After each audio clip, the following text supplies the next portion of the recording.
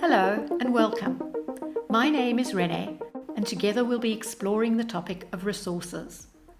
In this video, we'll be exploring what makes a good resource. I'll be sharing some easy to apply criteria.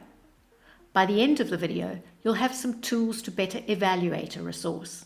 And at the end, watch out for my top tip. Unfortunately, not all resources are created equal. So let's look at what can be considered the features of a good resource.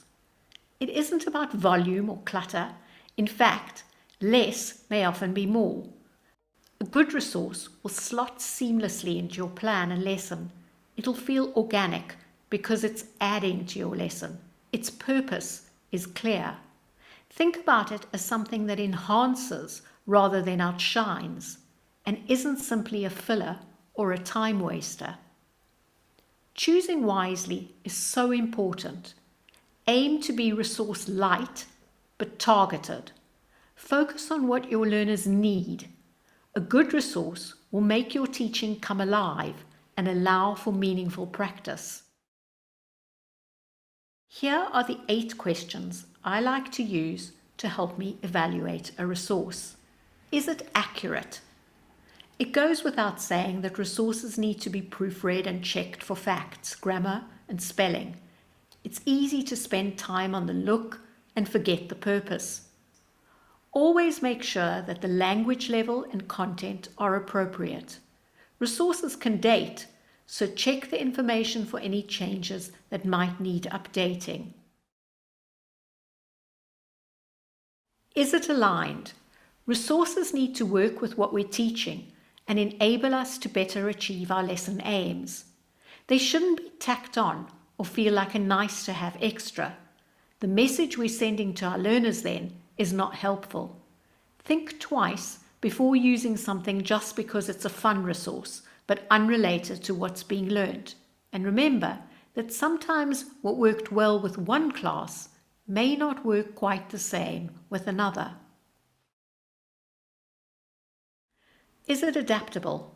For busy teachers, a good resource needs to be one that can be used for multiple purposes, with different levels and age groups. It needs to be portable, preferably light and easy to throw in a bag, and able to be used with more than one class, if not on the same day, on many days to come. Pictures are a good example, and having a well-curated picture bank can be very helpful. Pictures are versatile. They can be used for storytelling, writing, speaking activities, grammar, etc. A simple, what do you think happened before this picture was taken, and what do you think will happen after, is an easy and effective way to practice the past and future tenses with any age group. Is it beneficial? Whether you're using your resource to present or practice what you're teaching, it should help your learners understand and connect to the core material better. Remember, it's an aid. Is it efficient?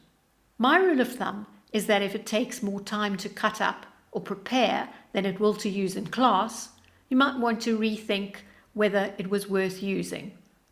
If it can be used multiple times, that will add to its efficiency. Is it memorable? As we know, different students have different learning needs and interests, so how memorable a resource is will differ from student to student. I like to ask myself who I think will most be struck or benefit most by doing an activity. I often ask my learners afterwards if they found a particular resource helpful and useful, and why. Not only do they like being asked, but the feedback is often surprising and helpful for next time. Is it interactive? Can the learners engage with the materials and move the parts or personalize the task in some way? Good examples are any cut-ups that learners can sequence, map, rank, or match. Is it reusable? Now more than ever, we want to build a resource bank that, having invested in finding and preparing, we can reuse.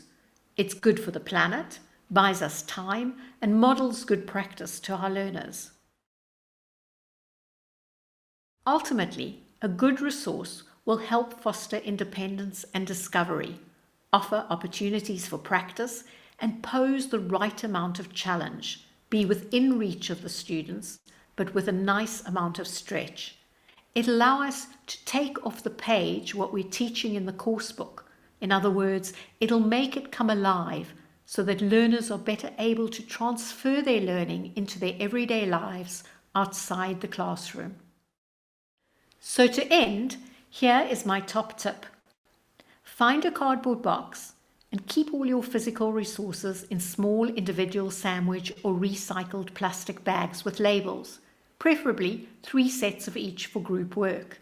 Laminate them if you can.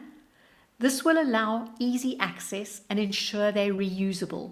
You can organize them according to level, topic, or age, but you want to be able to grab and go and use them multiple times.